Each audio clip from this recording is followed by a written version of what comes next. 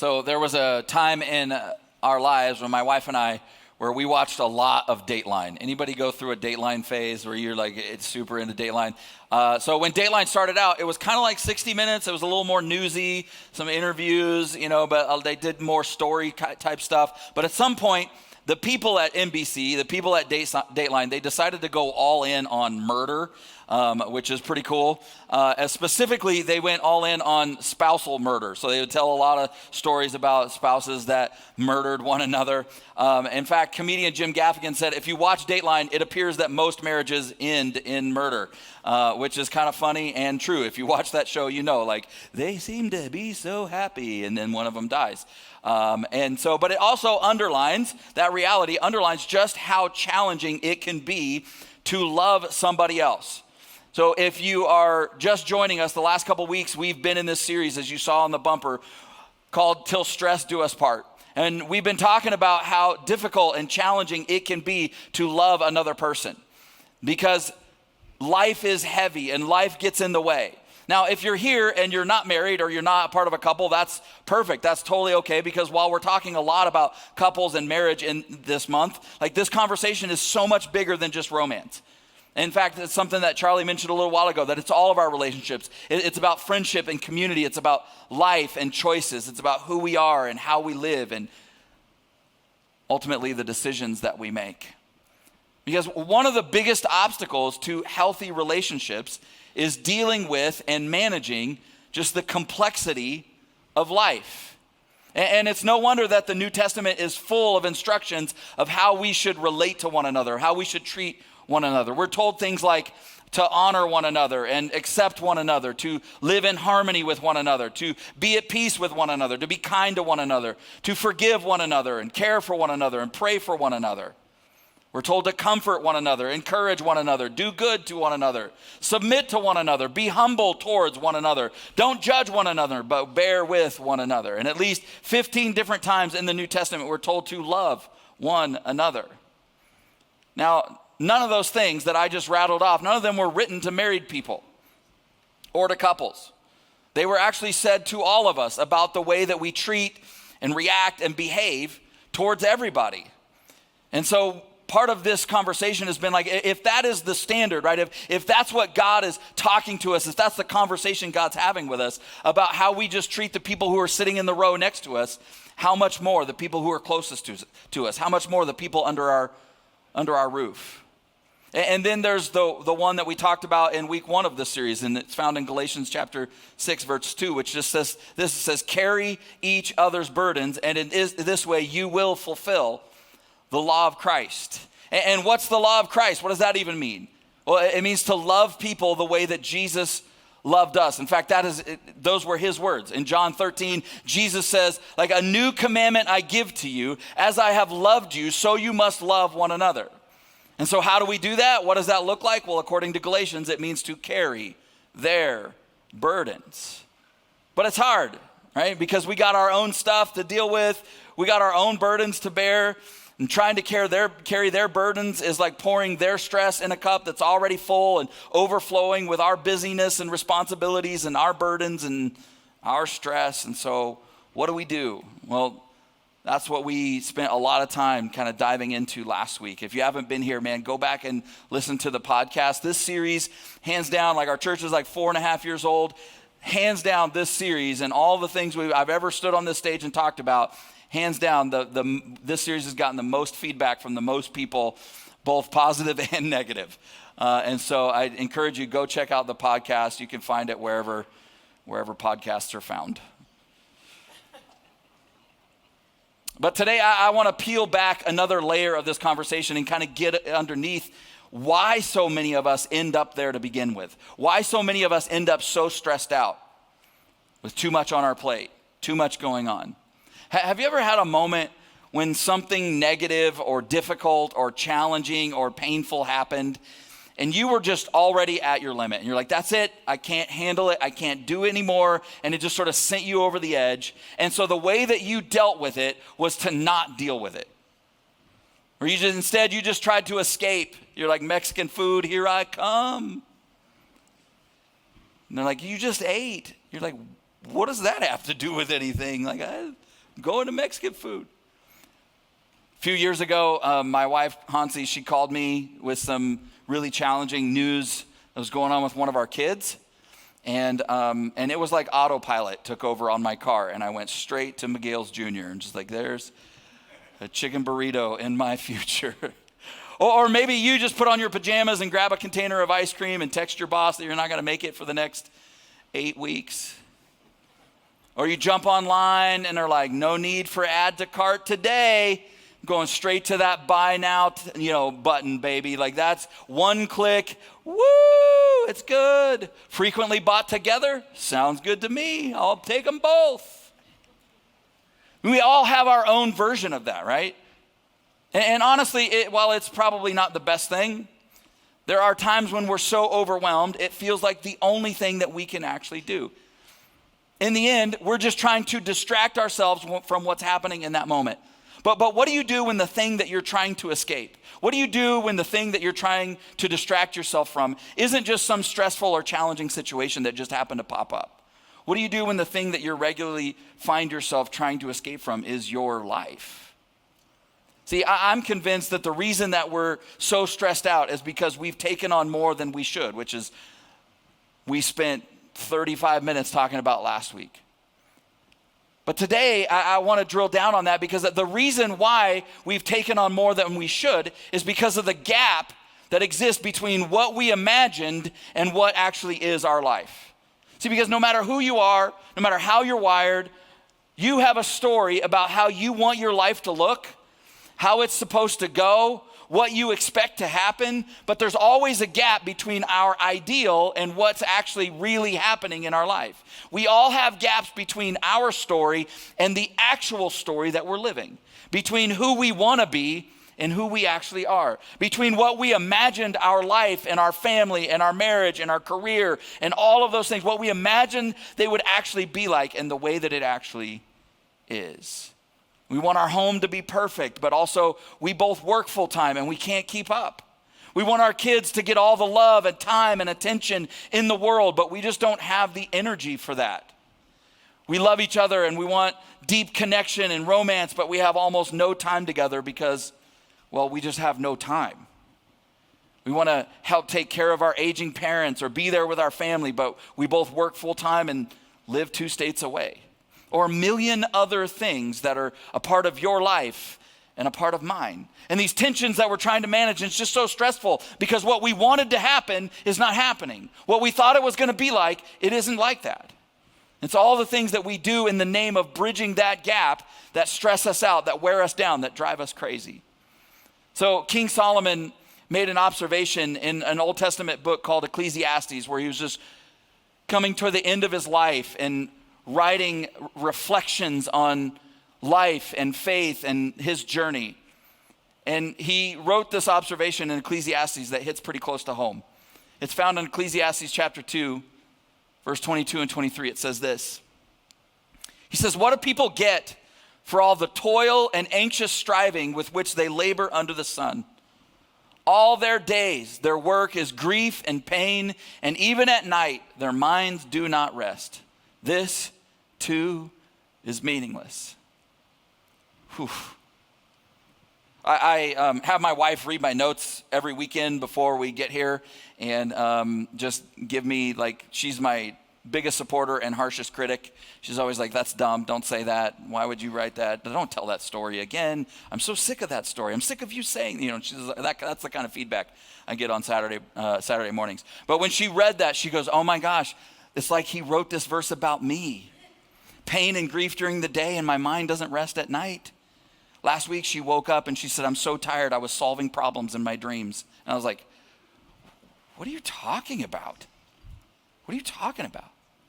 See, this is a particularly negative moment for Solomon, but it's also really revealing, and it's incredibly human. He uses the word toil, right, which is not just about working hard at our jobs. It's not just about physical labor. It's describing all the trouble, all the labor, all the wearing effort we put ourselves through physically, mentally, and emotionally, and the toll that all that toil takes on us relationally, spiritually.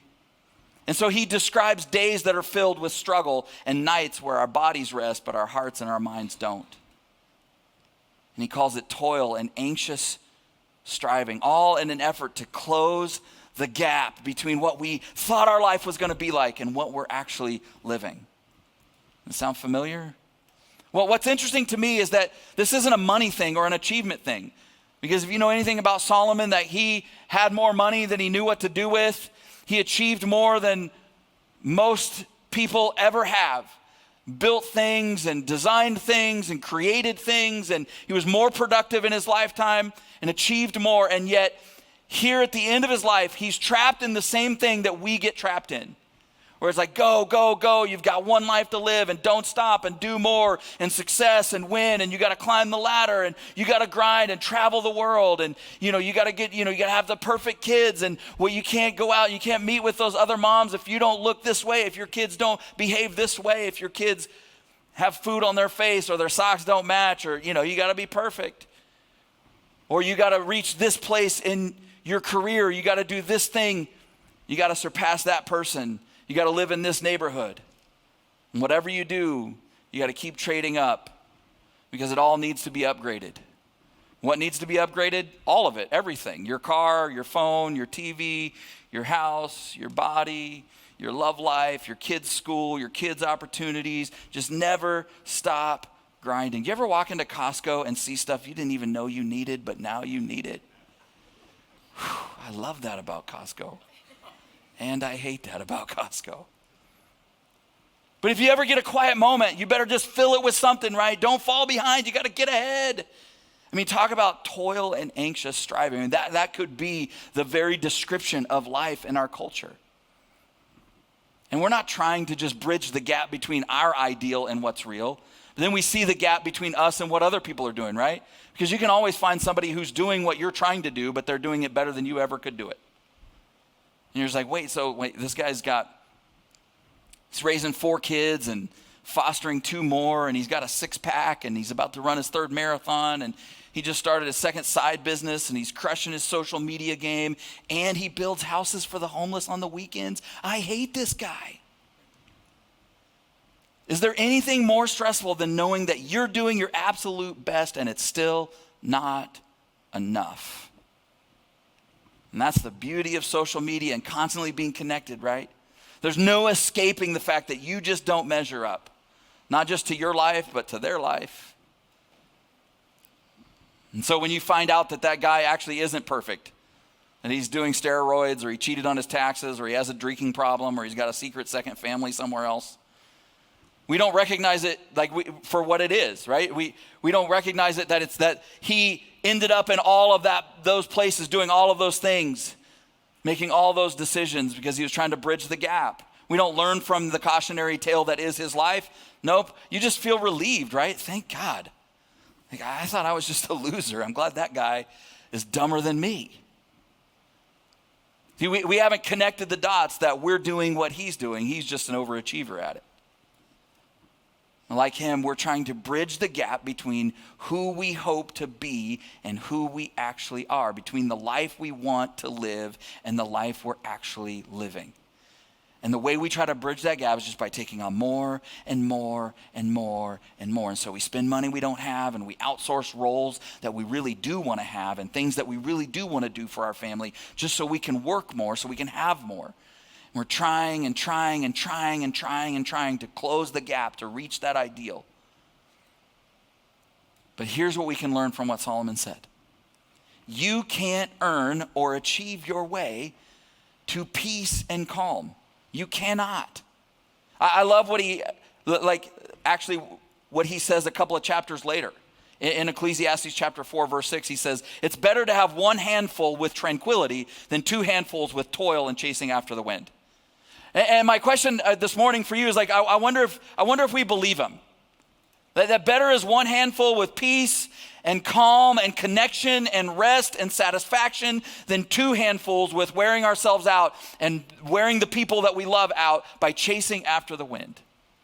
I was actually reading this week about what psychologists call the arrival fallacy, and it's something we're all familiar with, that's something we all know about. It's the mistaken belief that happiness, that satisfaction, that the thing that we really want will come from accomplishing the next thing or reaching that next place.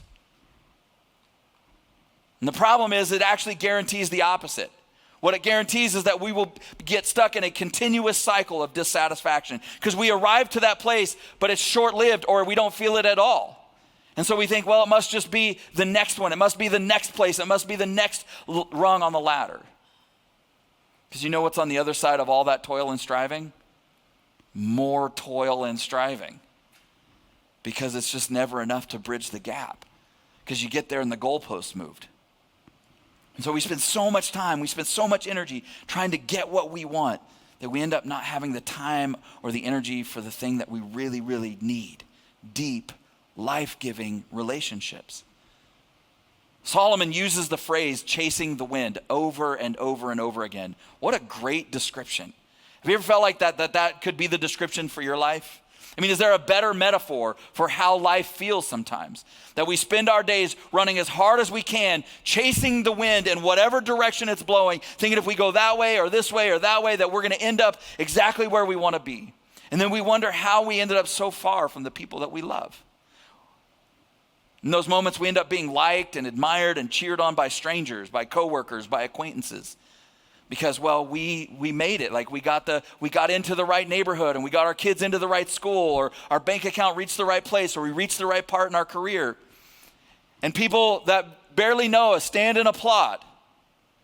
But we're disconnected from the people under our own roof, from the people that we love the most, from the people that we set out to do it for in the first place. See, you can't have full and satisfying relationships if you regularly feed them scraps and leftovers. So the Apostle Paul, he wrote something about himself in one of his letters that's really interesting. If you've been around church for any length of time, you've probably heard these words. And even if you've never read the Bible, you've heard one of these verses before for sure, because it's a verse that athletes love to take out of context all the time and try to make it mean something that it doesn't mean. But this is what he said in Philippians chapter 4. He says, I have learned to be content, whatever the circumstances. I know what it is to be in need, and I know what it is to have plenty. I have learned the secret of being content in any and every situation, whether well-fed or hungry, whether living in plenty or in want. I can do all things through Christ who gives me strength, including score touchdowns and dunk basketballs, right? Now, we normally read these verses when we're talking about finances, or we normally read these verses when we're just talking specifically or exclusively about, contentment or financial contentment. But I want you to think about your relationship through the lens of these verses. I want you to think about your life through the lens of these verses. Think about the gaps between the ideal version of you and the ideal version of your life and the real version of you and the real version of your life. Think about all those things through the lens of these verses. Because the truth is, one of the things that's front and center in what Paul is saying is that a huge part of maturity in life is simply consenting to reality. He's going, I've had a lot and I've had a little. I've been hungry and I've been well fed. I've been all over the spectrum. And I'm telling you, I've lived in that moment and found a way to be content in that moment. To consent to reality, to not just spend all of my time in those moments wishing it was something different, wishing I had more, wishing I was somewhere else. A huge part of maturity is simply consenting to reality. Nothing more, nothing less, which sounds so easy, right? It sounds so simple, right? But so often we want something to be what it isn't. And so we toil and we strive and we stress. But Paul's like, let me give you the secret. Stop chasing the ideal. Live in what's real. Live in your real life. Get to the place where you're like, this is my life. These are my circumstances. I'm living right here. Not in the life that I wished for, not in the story that I hoped for or imagined, not even in the life that I maybe used to have and then lost. I'm living in this reality, in my reality, this right now. That's maturity. That's freedom from the gaps. That's the opposite of chasing the wind. That's actually facing it. And if you're a Jesus follower, there's no excuses, right? Because he ends his little rant by saying, I can do all things through Christ who gives me strength. He's going, no matter how much I want to deny or run away or chase the wind, I can do all things through Christ, including instead of always trying to escape, instead of drowning in toil and anxious striving, I can face, I can embrace, and I can even find contentment and joy and meaning and purpose in my real life. See, here's what I'm learning in my own experience, is that to make the most of the way that things are, you have to let go of the way that you wish things were. You just do. And we all kind of know that, right? But we also all really struggle to do that. See, one of the reasons I think we kind of push back on ideas like contentment that Paul's talking about is it kind of feels like settling, right? Because even the tension in what I'm talking about, it's like, yeah, but if it could be better, why not work to make it better? And so it feels like settling, but contentment doesn't mean that at all. They definitely come from and produce different things in our life. See, contentment brings peace. Settling brings regret. Contentment makes us thankful. Settling makes us resentful. Contentment celebrates with other people the good that's going on in their life. Settling makes us jealous and kind of a martyr in our own life. Contentment makes us secure, and settling makes us insecure. Contentment is about what is, settling is about what isn't. Contentment is energizing, settling drains us. Contentment creates excitement, settling makes excuses. Contentment remembers what God has done, and settling remembers what he hasn't done, the way he didn't come through. Contentment doesn't need anything else to be happy. Settling always needs more to be happy. Contentment works to make our story, works to make the world a better place. Settling just gives up. And that's the great paradox. That's one of the things that's so hard for us to hold on to, is that the only way that we can begin changing something is by first accepting it exactly as it is. As long as we live our lives striving for the ideal, we will stay stuck, stressed out, overloaded, taking on more and more and more and more. But the moment we accept and embrace what's actually real is the moment we actually begin to find the joy and the fulfillment that feels so elusive for so long. I don't know if you know this. Let me be the one to break it to you. Not everything in life is solvable. Not every problem you come up against is figure it outable. Sometimes it just is what it is. And I know we don't want to hear that. So we live in denial, thinking we can have it both ways. May I tell you something you already know about denial, is that our relationships pay the price anytime we live in denial. The people we love pay the price when we're in denial. Better is one handful with tranquility, with peace, with connection, than two handfuls with toil and chasing the wind. And we immediately go, yeah, but why not two handfuls and tranquility? Why can't we? Right? Denial. That's what that's called. Sometimes you just have to learn to be content with what is. Which is actually the word that Paul used, right? He uses the word learned. I have learned. Have you ever tried to teach somebody something, but they just refuse to learn? Isn't it maddening? So I have a son who's getting ready to turn 10 in a couple weeks. And if you know Kelton at all, he's a fantastic kid. My wife homeschools our kids.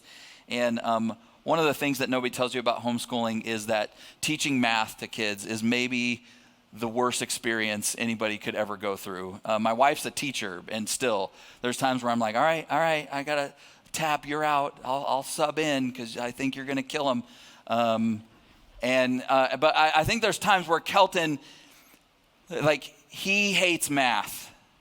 And so his desire to not do math causes him to live in denial that he's going to have to do math. It causes him to think he can do whatever he wants and he'll be fine, that his mom won't actually force him to do math. Apparently, he's never met his mom. And so he always acts surprised when he has to redo his math, and he's super frustrated, and there's tears, and there's yelling, and there's throwing fits, and there's all kinds of things. He's always frustrated because it affects his free time. It affects his relationship with his brother, who's his best friend, because now they don't get to hang out. Now they don't get to play. Now they don't get to spend time together. And I wonder how many of us are like that in our lives. Like that Paul's going, I've learned what I have control over and what I don't. And what I do have control over, those are the things that I'm changing, and what I don't, I'm just going to accept them. I wonder if you've learned that you can't have it all. You can't do it all. You can't be it all. It's better to have one handful with peace and connection and tranquility, calm, than to have two handfuls and striving, anxiety, stress. By the way, if you're somebody, you're one of those people that things always seem to somehow work out for you, it's probably because someone is working them out for you.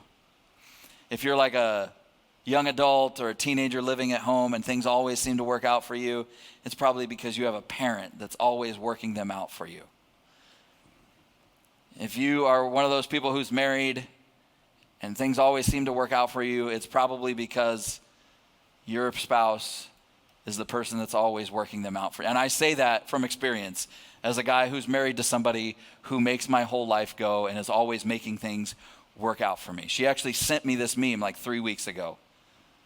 And she's like, if you're the person that it always works out for, there's probably somebody behind you working them out. And I'm like, that's why we got married. She didn't like that response. But if you're one of those people, I can just tell you, like, acknowledgement goes a long way. Gratitude goes even further. And recognizing that although they're doing it because they love you, like, love doesn't demand, expect, or assume, or just put that on them. See, you can either live in and be present for, accept, enjoy, and build your real life, or you can keep chasing the wind, trying to build a bridge to the ideal life, the story that was in your head, and have all the stress that comes with trying to bridge that gap erode and steal your life from you. In Proverbs chapter 14, verse 30, Solomon wrote these words. He says, a heart at peace gives life to the body, but envy rots the bones. We're going to talk a little bit more about this next week, but you can't give away what you don't already have. You can't bring peace and calm to your life and to your home and to your relationships unless you already have that, unless you're already in possession of it. Because you're going to bring to the relationship, you're going to bring to your home, you're going to bring to your family whatever it is inside of you. If you got all that stress, all that tension, all that angst, all that anxiety, all that anxious striving, that's what you're going to bring. And so he says a heart that's content and at peace, it gives life to your body. It gives life to your life. It gives life to your family and to your relationships. But he says envy rots the bones. Now, the word that gets translated as envy there, it could mean envy. But the Hebrew word that he actually uses, it means a restless and passionate dissatisfaction with your life. Whew. I mean, in other words, most of us, a restless and passionate dissatisfaction with this thing that's in front of me, with this thing that I own, with the way that things are, with the way my life is, with the way my job is, with the way our marriage is, with the way, a restless and passionate dissatisfaction. And he's like, that will rot your life from the inside out. So I've got good news and I've got bad news for you this morning. The bad news is, the ideal, whatever it is in your heart, whatever story you saw, whatever you were imagining you would be, whatever you thought you were going to have, whatever life you thought you were going to live, the ideal, it's not coming. The ideal you, the ideal marriage you're picturing, the ideal life that you're chasing, it's not coming. But I got some really good news for you. The real deal is so much better than the ideal. Your real life, your real relationships, the real you is so much better than some fake, never going to show up ideal version of you. Here's why. Because when it has to be perfect, when it has to be ideal, it can never be good because it's never good enough. There's no space in the ideal for God. But I have to tell you, there's plenty of space for God in what's real. Chasing the ideal, as we just read in Proverbs, will eventually rot you from the inside out, hollow you from the inside out. Embracing what's real is the path to living full and fulfilled. Being present always trumps chasing the perfect. See, you're allowed to love your real life. You don't have to be dissatisfied in it just because someone else has a better life than you, because they have a better something than you. Can actually just love your life the way that it is. You're allowed to love the tiny, daily, ordinary moments of your life. You're allowed to not just be content, but to feel joy for simple reasons, for small reasons, to celebrate your life that God's given you. But you will never get there living for the ideal. This is the life that God gave you. Don't waste it wishing you had a different one. I mean, can you imagine God gives you this life and you go, thanks God, I wish it was different. I wish it was better. Why'd you stick me with this? Why didn't you give me that? Why can't I go there? Why can't I be that? Don't waste your life wishing you had a different one. Of course you can make choices. Of course you can improve. Of course you can grow. But your life gets better when you get better. When you stop chasing the wind. When you stop living in denial. When you consent to reality. When you embrace the real you. When you embrace your real life. When you learn the secret. And when you learn contentment. And to do that, honestly, there's probably going to be some hard conversations that have to be had. Both with yourself and with the people you love. In order to do that, there's going to have to be some hard realizations that have to be made. The ideal is going to have to be grieved or let go of or buried because it ain't coming. And so here's what I want to invite you to do this week. Here's what I want to challenge you to do. It is for you to look at your life, for you to look at all the effort that you're putting out and what it is you're trying to actually do in your life, and identify the one gap between how you thought it was going to go and how it's going, and the gap that you're trying to bridge right now. What's one gap that you thought, this is what I wanted to happen, and this is what's happening, and so I'm spending all my time and energy and passion to try to close this gap. Identify one of those gaps. And then share it with a spouse, with your spouse if you're married. Share it with a friend if you're not. And then have an honest conversation with God about it. And then, if you're married or dating, here's bonus assignment. Can you imagine if you sat down with your other half and you actually had a conversation that you've never had? You laid all your ideal cards on the table. And you're just like, these are all of our dreams. Here's what we're wishing for. If we controlled the universe, this is what we'd want. And just get it all out in the open. And then also, embrace what's actually real. Have a second part of the conversation. Go, all of that's true. This is the ideal. This is how we thought it was going to go. If we could control everything, this is what it would look like. But also, this is the world that we live in. This is what's real. These are the things that we're facing. This is our real life. And if our relationship is what is the priority, where do we need to learn to be content in what's real? Could we pursue and take on more? Of course we could. But just because you can take on more doesn't mean that you should. Because everything comes with a cost. Is it worth the cost of your peace? Is it worth the cost of your family? Is it worth the cost of your relationship? Of course not. None of us would make that trade in the moment. None of us. But we spend so much of our life chasing the wind. What if you sat down and you say, what does it look like? What does chasing the wind look like for us in our life? Because we all do it. What does that look like for you? Where are you chasing the wind? Where are you holding one handful, but you're grasping for that second one? And you're paying a price, and your relationships are paying a price. Where's that true? Where are you chasing the wind? Psalm 32, verse 8 says this. It says, the Lord says, I will guide you along the best pathway for your life. I will advise you, and I will watch over you. I think that is so powerful. What an incredible promise from God. That God's looking at you, and if you're a Jesus follower, if you're a person of faith, he's going, I will actually guide you in your life along the best pathway for your life. Not the ideal one, not the story that you pictured in your head about, but I will guide you along the best one. I will take you where you never thought you could go, but it's not going to look how you imagined it. And if I could just be honest, the story that God will write in your life will be way better than any story that you're imagining in your own heart. Way better. You can't even begin to imagine the story he'll write in your life if you let him. And so he says, I will guide you. If you'll trust me, if you'll follow me, I will guide you along the best pathway for your life. I will advise you, and I will watch over you. See, you have a God who loves you, who's leading you, who's for you.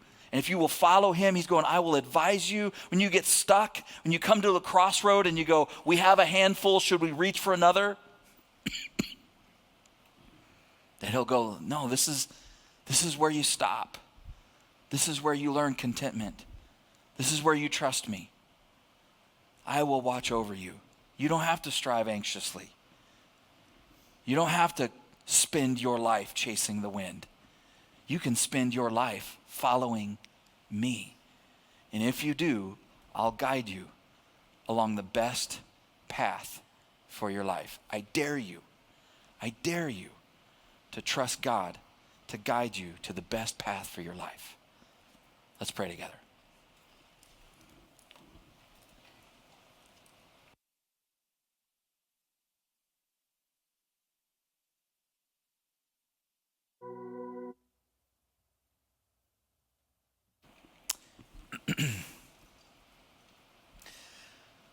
God, thank you for this incredible promise that we have. That you love us, that you'll watch over us, that you'll advise us. What an amazing gift to go that the God who designed me, the God who created life, the God who knows how life works and what it's about, is saying that if you'll trust me, I'll advise you. I'll be your advisor. If you'll follow me, I'll watch over you and I'll guide you to the best path of your life. It's that weird paradox that we come to you and surrender, and then we follow you and you advise us. That we follow you, God, into the best path, into the best life. And there'll be times, Lord, there's been times in my life when I come to a crossroad, when I come to a decision, and I have ignored you because your way didn't seem like it was best, because my way seemed better. God, I look back on all those circumstances with regret, understanding that I went right when I should have went left, understanding that I walked away, that I chased the wind, that I wasted time, that I brought so much added stress and challenge and pain and anxious striving into my life. Because I simply wasn't content with one handful.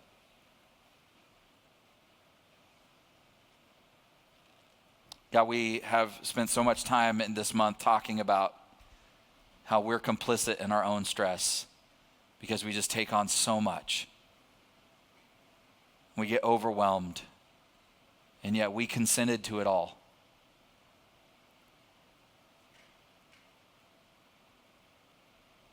God, today, would you peel back? Would you expose our hearts? The reason why we keep ending up in that spot over and over and over again is because we're chasing something that's not real. Because what's driving our life is a story about how we thought it was going to go. What's driving our life is an ideal that somebody handed us when we were young, or some dream that we had. And so we keep chasing, trying to close the gaps, introducing so much toil and anxious striving into our lives. Lord, I pray that we would learn how to be content with what is. That we would embrace our real life so that, God, we can begin to move towards you and follow you. So, God, we can begin to grow and get better so we can grow closer to the people we love. So that we can let go of some things and step into the roles that we really want to have, but we've been missing out. God, will you challenge us? Would you convict us? Would you help us this week have honest conversations, hard conversations with ourselves, challenging realizations about the kind of life that we're trying to build? And whether or not it's based on what's real or whether it's just chasing some phantom, some ideal version that's never going to happen.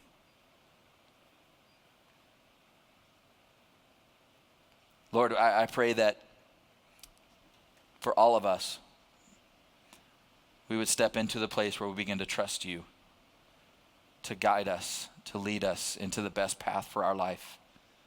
Those that are followers of Jesus, Christians, people of faith, God, so often we have that transaction where we believe in you and we pray to you and we talk to you, but we still want to kind of have at least one hand on the wheel steering our life, thinking we know better. Today we surrender. We throw up our hands. We say we're going to follow you to the best path. I pray for those that have not really stepped into that spot, that today that you would invite them through the person of Jesus and his sacrifice into relationship with their Creator. And God, they would just simply say, Lord, I give you my life. I'll follow you. I trust you to lead me to the best path of my life. Lord, thank you for your goodness to us. Thank you for your love for us. In Jesus' name we pray. Amen. Amen. South Hills Church, I just want to take a moment and say thank you for watching our service online. Whether you're watching it for the first time or you're watching it again because you enjoyed the service so much from the weekend, I'd like to take a moment and dive into our giving. Every week we give people the opportunity to give back and give to the local church so that God can continue to bless your lives and bless your finances. Here at South Hills, we believe that everything comes from God. We believe that He's the one that chose us and brought us into this world, gave us our gifts and talents and abilities. And I just want you to know that when we give, we are giving back what God has already given to us. If you've ever seen any of our envelopes at a South Hills campus, you'll see on there that it says, every week at South Hills, your generosity is giving people the opportunity to live a better story. And there's a scripture on there in Matthew chapter 6, verse 21 that says, where your treasure is, there your heart will be also. So I want to encourage you today to click down below and set up your giving, whether it's for the first time or whether you're doing reoccurring giving. We have 4 ways to give here at South Hills. 1, you can do it in person at any of our campuses through an envelope. Or 2, you can actually text any amount that you would like to 84321.